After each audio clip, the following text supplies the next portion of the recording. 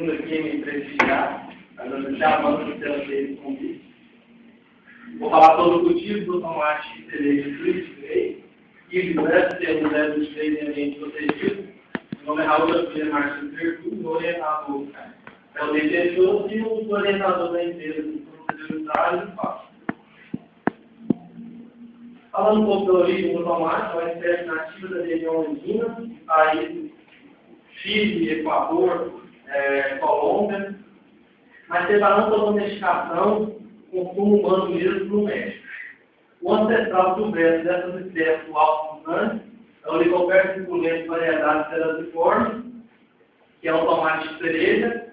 Ele não tem uma definição bem certa, mas aqueles que escreveram algo sobre o colocavam como uma espécie de toda a América tropical e subtropical, ou seja, uma espécie indígena.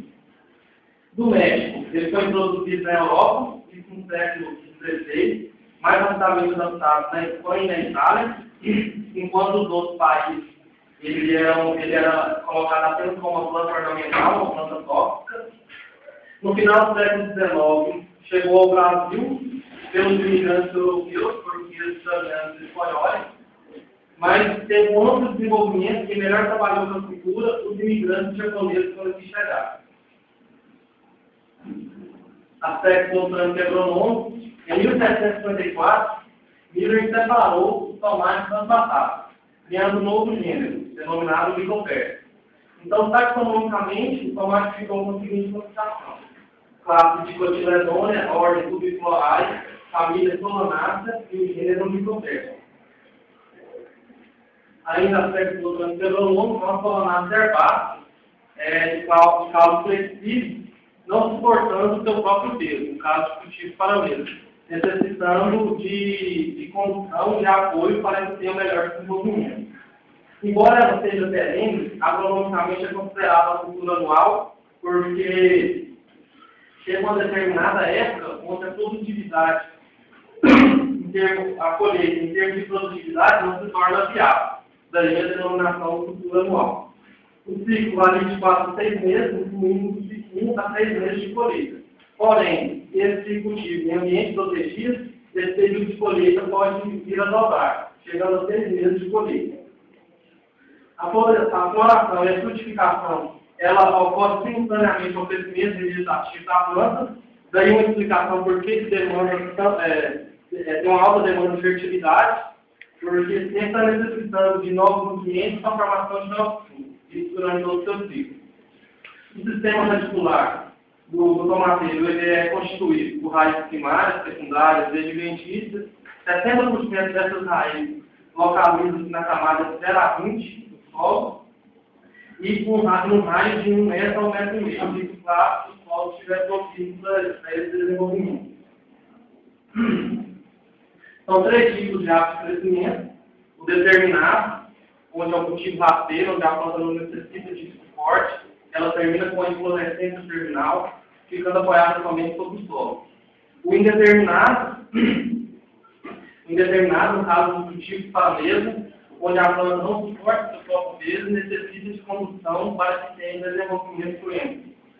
E o semi-determinado, que é uma mistura dos dois anteriores, ela não é uma planta rasteira, não cresce desesperadamente, mas necessita de um semi-suporte para que tenha seu tamanho normal. Os frutos, as flores são hermafroditas, masculina e feminina, portanto, uma planta autofecundativa. Os frutos variam de menos de 25 gramas, no caso do tomate cereja, até mais de 300 gramas, no caso do tomate salada ou caqui. As temperaturas ótimas para o desenvolvimento da cultura variam de 21 a 28 graus Celsius durante o dia e de 15 a 20 graus Celsius durante a noite. Variações muito bruscas nessas temperaturas ideais pode vir a prejudicar o florescimento, o pegamento e também ocorre o abortamento. Importância econômica, social e nutricional. Aqui são dados da FAO, 2008 e 2009, onde nos mostra que a safra mundial totalizou 126,1 milhões de toneladas, com a área cultivada de 4,62 milhões de hectares, onde os maiores produtores mundiais são China, Estados Unidos e Turquia, respectivamente. O Brasil é o 8º maior produtor mundial, com a 14ª área cultivada, 2,77%, e a sexta em produtividade. Então, proporcionalmente, a produtividade do Brasil é bastante elevada, 60 toneladas por hectare. Os estados com maior participação na safra nacional são Goiás, 26,77%, São Paulo, 22,29%, e Minas Gerais, 13,37%. O consumo de tomate per capita, não somente o tomate in natura, que também são derivados, fica na casa de 14 a 19 quilos por ano, isso por pessoa. É um alimento funcional, bastante saudável, rico em vitaminas A e C e minerais, como cálcio, fósforo, potássio, rico em licopeno, uma substância presente nessa cor vermelha do tomate, anticancerígena, mais precisamente na casca, na epiderme, rico em açúcares, sacarose e frutose, constitui 75% dos sólidos solúveis. É a hortaliça mais industrializada, demonstrando ter um valor socioeconômico bastante amplo, por demandar uma grande contingência de mão de obra. A cultivares, grande desenvolvimento de cultivares com resistência genética. Mas um fator interessante que foi um marco na história do tomate foi a incorporação da característica longa-vida. Essa característica ela é o seguinte: aumentou o tempo de prateleira do tomate. Antes, o tomate, na sua maturação ideal, era colhido, colocado pelo comerciante na prateleira, com 1, 2, 3 dias, aquele produto já começava a entrar em deterioração. Com a incorporação dessa característica longa-vida, o produto pode ser colhido no seu estágio de maturação ideal, onde os núcleos funcionais estão em níveis ideais, e ter um maior período de espera deve ser consumido. A cultivar da parte plantada é do grupo Santa Cruz, uma cultivar oblonga, bilocular, tem o grupo Salada, é uma cultivar, ela é plurilocular, uma arredondada, é o maior tomate que tem. O grupo Cereja pode ser oblongo ou arredondado, porém, só caracterizado pelos mini tomates. O grupo Damiano é oblongo ligeiramente alongado. O grupo agroindustrial, que é o rasteiro, que se assemelha bastante com o grupo italiano. Porém, ele não tem uma uniformidade um do outro tão grande, porque não visa o produto para consumir na indústria, para processamento. A classificação comercial. Todos os hortaliças devem ser classificados. Isso é o melhor para o consumidor. Mas o que normatiza essa classificação é a Lei nº 9.962, de 25 de maio de 2000, onde, de acordo com a CEAGES, o tomate é classificado em relação a três fatores: coloração do fruto, de uma maneira menos técnica, esse fruto está maduro, esse fruto está colorido, está verde, quanto ao tipo ou categoria, se é do grupo salada, se é do grupo cereja, se é do grupo italiano, quanto ao tamanho, se é um produto extra A, ou no linguagem do produtor, se é de primeira, se é de segunda, se é de terceira, e quanto à quantidade de beneficiamento. Antigamente, até hoje, vários produtores fazem a classificação no campo mesmo, uma classificação manual. Já colhe ali na lavoura, leva para o barraco e faz aquela classificação ali na zona. Portanto, é uma classificação deficiente. Com essas unidades de beneficiamento, o produto é colhido, levado para essa unidade, e lá, através de aparelhos automatizados, eletrônicos, essa classificação é feita com precisão de maneira rápida. Sistema de produção em ambiente protegido. Relativa à facilidade de manejo quando comparado ao sistema convencional. Por quê?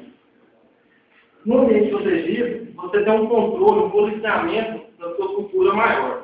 Lá você pode, de certa forma, controlar certas variações climáticas, certo ataque de pragas e doenças.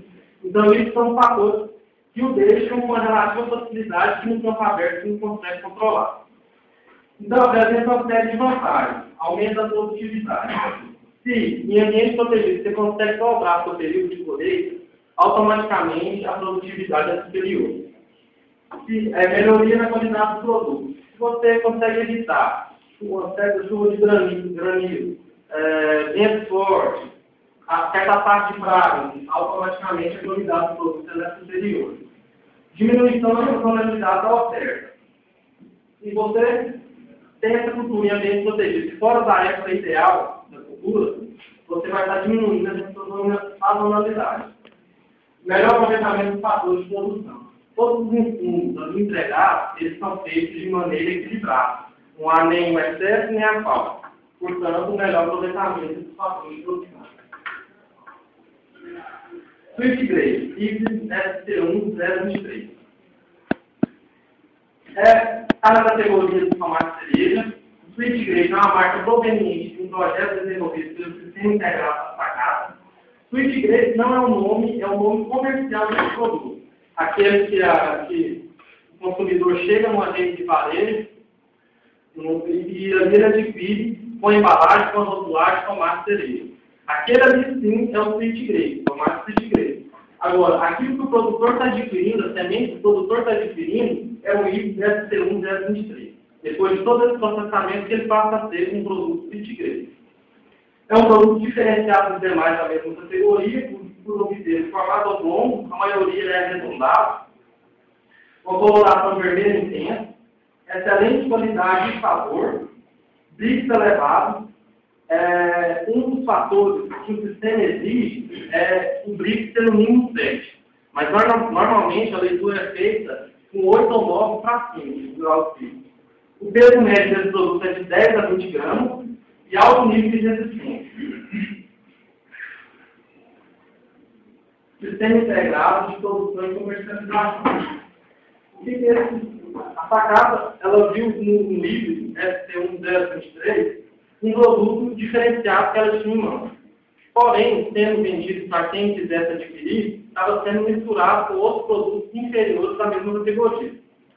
Portanto, ela viu, a partir de uma experiência vitoriosa nos Estados Unidos, com esse sistema de integração, esse sistema integrado de produção e comercialização, e entornou o Brasil no início de 2007 esse sistema, onde ela controla, ela é a gerente desde quem está autorizado a produzir esse tomate, quem vai ser a unidade de beneficiamento que vai processar esse tomate, embalar, rotular, e quais são as redes de varejo que irá receber esse tomate. Então, é toda uma cadeia que é gerida pela Sacata. Atividades envolvidas. Informações gerais. Está realizado de 2/1 de 2012 a 2/3 de 2012, totalizando 352 horas, na empresa Agrofit Distribuidora de Sementes LTDA. Agrofit, ela não faz venda direta para o produtor, porém, ela faz a venda para a venda que atinge o produtor. E a semente é somente distribuição de sementes Sacata. Acho que está. A obtenção da estudo de um fabricante, isso não é uma regra, mas é uma opção, pois, como é um sistema uniformizado com todos os produtores, essa estrutura ela deve ser a mesma. Então, a estrutura ela é da seguinte maneira: material de alto organizado, tamanho de 18 por 45 metros, direito de 4 metros, cobertura com plástico difusor antivírus 150 licras, e nas laterais, telas antivírus 50 metros. Aqui, exemplo da estufa, ela contém essas aberturas aqui, ó, que é para controlar a temperatura interna, para não ficar muito quente e também não muito frio, para correr esse ar ali dentro. Você tem uma anticâmara, onde possui uma porta de entrada nessa anticâmara e uma porta que dá entrada à estufa. Essas portas, obrigatoriamente, não devem ser abertas as duas ao mesmo tempo. Assim que você abre uma, a outra deve estar fechada, para evitar ao máximo a entrada de pragas. Plantio em vaso. O plantio ele é feito em vaso, portanto, utiliza substrato. E o substrato também ele é uniformizado. O substrato utilizado ele é da empresa Vida Verde, de hidrostrato, hortaliça mix MT, composto pelos seguintes superfícies, nitrato de potássio, casca de químico, pouco seco, vermiculita, turboquímico palpável. O S3 de 1,2 milímetros quadrado com variação de 0,3 a mais do caminho. Com essa condutividade elétrica de 1,2, a gente verifica que a adubação do substrato ela é bastante baixa. E é isso que eles interessam, porque o que visa no substrato é somente como suporte, não para adubação. A fertilização. A fertilização das plantas com água de irrigação. Utilizam botejadores com vazão de 1,3 litros por hora. Isso é a vazão de cada linha, e em cada vaso passa 2 linhas. De 2 a 3 fluxos de irrigação por dia. Essa quantidade de irrigação por dia, ela varia de acordo com as condições ambientais e com as condições fisiológicas da planta. A duração de cada fluxo de irrigação é 5 minutos cada. O sistema é automatizado através do hidrofênio. O hidrofênio, ele é um aparelho que ele possui sensores dentro da estrutura, dentro do vaso, onde, através desses sensores, ele verifica qual é a umidade que está no substrato e ali indica se precisa ou não fazer a irrigação. São preconizadas 2 fórmulas de adubação. A primeira fase inicia-se no transplantio até a coloração plena, cerca de 15 dias, com o EC de 1,2 milímetros quadrados. Esse é o EC da solução. A segunda fase, do florescimento pleno até o final do ciclo da cultura, com o EC de 2,2 milímetros. Isso a gente verifica que a adubação, após 15 dias, após o florescimento pleno, ela é uma adubação externa. Durante todo o ciclo da cultura, a condutividade elétrica rigorosamente monitorada. Por quê? Através você verificando esse EC, tanto na solução, onde você vai ver o nível ideal, e tanto naquela solução que é drenada, você pode verificar se a sua planta está absorvendo ou não está absorvendo, então aqui fazer a correção de possíveis problemas. O pH da solução foi mantido em torno de 5,5 a 6,5. Isso é o pH ideal para que todos os nutrientes sejam absorvidos de forma correta pela planta. Aqui é uma tabela, soluções nutritivas para a produção de tomates vinegretes, com alternativas para ajuste de crescimento de plantas, de acordo com as condições presentes. Então, aqui a gente tem um número de fertilizantes que é utilizado nessas soluções e, em condições normais, tanto do ambiente quanto da planta, é utilizado essas duas formulações, tanto na fase 1 quanto na fase 2. Em caso de frio, fora daquelas faixas ideais de desenvolvimento da cultura, é utilizado tanto na fase 1 quanto na fase 2 essas duas outras formulações. E um fator interessante é que, em caso de planta fraca, planta com folhas pequenas, com dedo fino, o entrenó está curto, frutos pequenos e muitos frutos, para você colocar essa planta num vigor equilibrado, você utiliza essa seguinte formulação na fase 2. Em caso de planta forte, também fora do seu padrão normal, você, com as folhas estão grandes, os frutos, poucos frutos e frutos grandes, frutos rachados, o entrenó longo, ocorrendo estilamento, para você normalizar essa planta, colocar ela em equilíbrio, você utiliza essa seguinte formulação. Então, essa aqui é uma tabela onde o produtor segue. Há algumas variações, mas é basicamente isso, onde ele utiliza durante todo o ciclo da cultura para fazer a adubação. O espaçamento, uma planta por vaso, dispostos dentro do estudo. O espaçamento de 1 metro entre fileiras, 30 centímetros entre plantas, tendo em média 21 linhas, 145 plantas por linha e 3.045 plantas na estufa. Isso em média. A condução das plantas. Existem 2 formas de condução. A primeira, os arames lisos são fixados paralelamente sobre os palanques métricos, a uma altura de 2 metros. Esses arames fixados no palanque métrico servem de sustentação do fitilho, que ficam distribuídos nesse arame, nessa linha, a uma distância de 30 centímetros cada. As plantas são conduzidas com rosias e, à medida que crescem, são direcionadas na diagonal, numa inclinação de 45 graus. Aqui é o exemplo, fica mais claro, a 2 metros do fitilho, e à medida que as plantas crescem, elas são direcionadas na diagonal. A segunda condição, segundo tipo de condição, Parâmetros são fixados a uma altura de 3 metros no palanque S, diferente da primeira que são 2 metros. Também para a sustentação de fitilhos, e cada fitilho possui 6 metros, pela seguinte situação.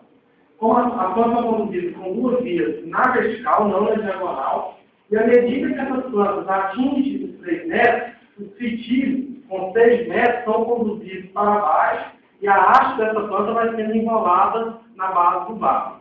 Uma figura, à medida que atinge 3 metros, os fitilhos vão sendo soltos, vai enrolando na base do barro para que a planta tenha espaço para continuar se desenvolvendo.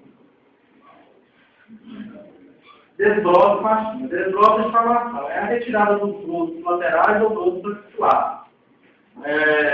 Obtenção de maior vigor nas plantas e evitar competição pelo cliente. Além dos desbroços de formação, são feitas as podas de medida, ou faixinhas, que consiste na retirada dos órgãos velhos, de folhas, talos e cachos polidos. Aqui é um exemplo dessas desbroços dessa faixinha, onde a gente vê que a parte inferior da planta, ela está toda desbastada, só ficando com a haste principal, porque aqui já produziu tudo, então já não é de interesse. E a parte superior, ela ainda está vegetando e florescendo e frutificando. Portanto, essas práticas de desbroço na linha, ela facilita o trânsito das pessoas no centro, ela facilita na aeração desse material foliar. Ela, além, claro, de evitar a competição por novos assimilados e a incidência de pragas e doenças. Algumas pragas são pragas como a abelha, frutas absolutas, presença de casulos de destruição do nível foliar. Isso aqui é feito em controle, não em dosagem exterior ou dosagem interior. Não é recomendado quando verifica uma pequena presença dessa praga. Vai lá e faz, ou com um almoço, ou com vestimento, ou com belo, ou com prêmio, de característica. Não seja todo, mas um ou outro está na pressão de seleção. A moça dominadora, medioniza o iodopleno. As larvas se alimentam do tecido foliar, formando galerias características. Diferente do anterior, que faz somente um círculo, essa aqui faz as dunas. E o controle também, quando verificava a ocorrência, convertimento em fogo para carne. Doenças que queimam nela, que sofrem infestam. Essa aqui é manchas grandes e únicas no limbo foliar, tornando o marrom como mais velho.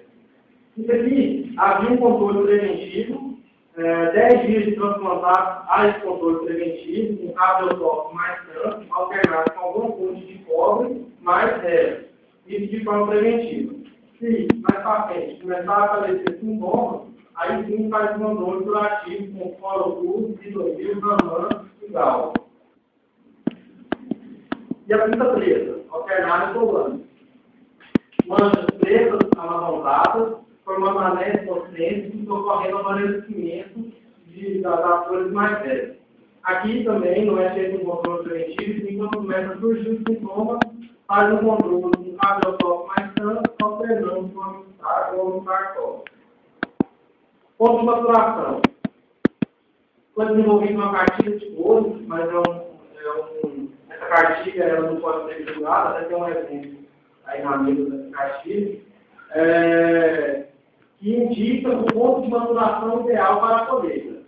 De acordo com essa cartilha, o produtor verifica aqui no cacho que ele tem que pegar somente os frutos para a maturação plena. Não pode pegar esses frutos com aspecto laranjado, pois não passa pelo processamento, ou para descontar no seu valor do produto final. E aqui, após a colheita, de acordo com o ponto ideal de maturação, a uniformidade de maturação dentro da caixa. Defeito. Destacam-se 3 tipos de defeitos: frutos rachados, cortes e cicatrizes. Maior frequência na época da chuva, devido à alta umidade. Então, as medidas para a correção desses defeitos são as seguintes: alterações de moléculas injetadas, diminuir ou aumentar essa quantidade de adubo. Na relação nitrato-potássio, de repente diminuir a quantidade de nitrato, pois o nitrato nas condições de alta umidade, a planta absorve esse nitrato e envia esse nitrato diretamente para o fruto. Esse fruto salinizado, com bastante nitrato, com a umidade relativa alta do ambiente, ele absorve essa água, essa umidade, pela epiderme ocorrendo o rachamento. Daí a importância de alterar essa relação para que não ocorra esse rachamento. Aumenta o intervalo de fustigação, que é a umidade. A planta está com o metabolismo mais lento. Então, não há necessidade de tanta irrigação nem de tanta tubação. Daí, como exigência de qualidade para a comercialização, o mínimo é 7. Mas, frequentemente, leituras são feitas acima de 8 ou 9 graus Celsius, observando o produto em ações de uso. Forma o tamanho de fruto. Para ser classificado produto final como sweet grade, ele deve ter as seguintes características: ter um formato oblongo, sem reentrâncias, ter uma uniformidade nesse seu formato, peso na faixa de 5 a 18 gramas. Isso são fatores que determinam a classificação como sweet grade. A comercialização. Após a colheita, os frutos são levados para o packing house. Packing house é a unidade de beneficiamento, pois passa pelo seguinte processamento lá dentro desse packing house. Pesagem, para saber quanto aquele produto ele enviou. Amostragem, para saber a porcentagem de frutos com defeito.